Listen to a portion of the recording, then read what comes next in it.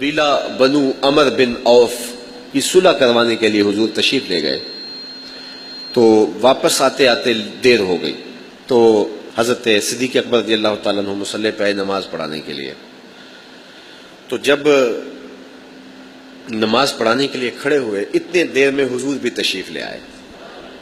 جب حضور تشریف لے آئے تو پیچھے آ کے کھڑے ہونے لگے۔ صحابہ نے دیکھا کہ حضور آگے ہیں، انہوں نے پیچھے سے لے کر کے مصلی تک راستہ خالی کر دیا۔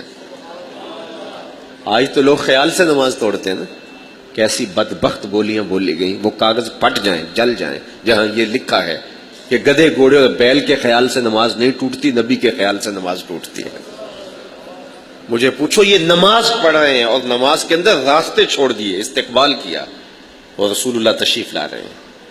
حضرت ابوبکر صدیق نماز پڑھتے تھے، لا یلتفت یمینا ولا یسارا، دائیں بائیں نہیں دیکھتے تھے، تو وہ اپنے دھیان میں نماز پڑھا رہے تھے اور حضور آ کے پیچھے کھڑے ہو گئے، اور صحابہ سمجھتے تھے کہ صدیق اکبر انہماک میں ہیں، تو انہوں نے اپنے ہاتھوں کی پشتوں پہ دوسرے ہاتھ مارنے شروع کر دیے۔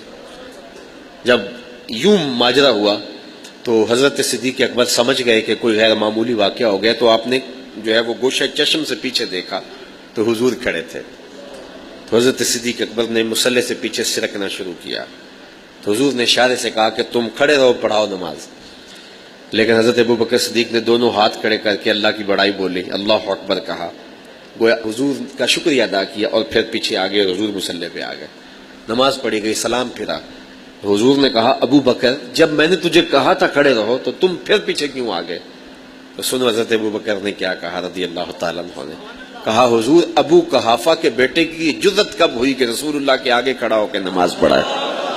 ما کانا لابن ابی قحافہ ان یؤم النبی صلی اللہ علیہ وسلم، یہ ابو قحافہ کے بیٹے کی جرأت کیسے ہوئی کہ رسول کریم کے آگے کھڑا ہو کے نماز پڑھائے؟ اب حالت نماز میں بھی ادب کے دامن کو ہاتھ سے نہیں چھوڑا۔ اور آپ جانتے ہیں صحابہ تو بات کرتے تھے تو پہلے بولتے تھے، فدا کا امی و ابی یا رسول اللہ، میری ماں بھی آپ کے قدموں پہ قربان ہو، میرا باپ بھی آپ کے قدموں پہ قربان ہو۔ تو یہ ان کا انداز محبت ہے، اور یہ بھی کبھی بھی قضا نہیں ہوتا تھا۔ جانتے ہیں آپ جب غار ثور میں حضور علیہ السلام اور سیدنا صدیق اکبر پہنچے تو حضرت ابو بکر نے رضی اللہ تعالیٰ عنہ نے کہا کہ آپ حضور باہر ٹھہرے، میں دیکھوں کہ اندر کوئی موذی شے تو نہیں ہے، اور گئے تو دیکھا سوراخ تھے، اپنا امامہ پھاڑ کے جگہ جگہ اڑس دیا، ایک یا دو سوراخ بچ گئے تو وہاں اپنی ایڑیاں ڈال دی، اور پھر کہا جان عالم اندر تشریف لائیے۔ تو حضور جب تشریف لائے تو حضرت ابو بکر صدیق کی ران پہ حضور نے سر انور رکھا اور حضور محو استراحت ہو گئے، اور سانپ نیچے سے سارے سوراخ بند پاتا ہے، اور جہاں انسانی گوشت دیکھا تو اس نے ڈنگ لگانا شروع کیا، ایک سانپ اور دوسرا پہاڑی سانپ، اس نے جب ڈنگ لگایا نا تو حضرت ابو بکر صدیق نے اپنی ٹانگ کو جنبش نہیں ہونے دی، اس ڈر سے کہ کہیں حضور بیدار نہ ہو جائے۔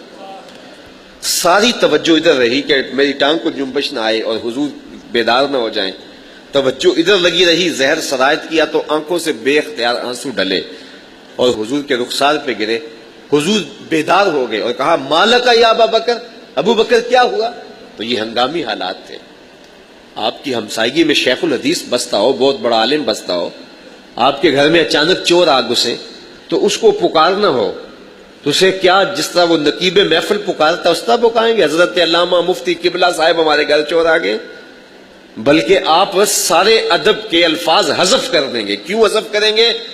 کہ ہنگامی حالات ہیں، اور جب حالات ہنگامی ہوں تو اس وقت مختصر انداز کے اندر جو ہے وہ بات کی جاتی ہے۔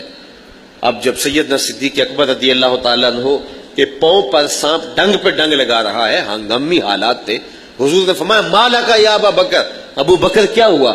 تو فوراً کہتے لو دیکھ تو سانپ نے ڈس لیا، سانپ نے ڈس لیا۔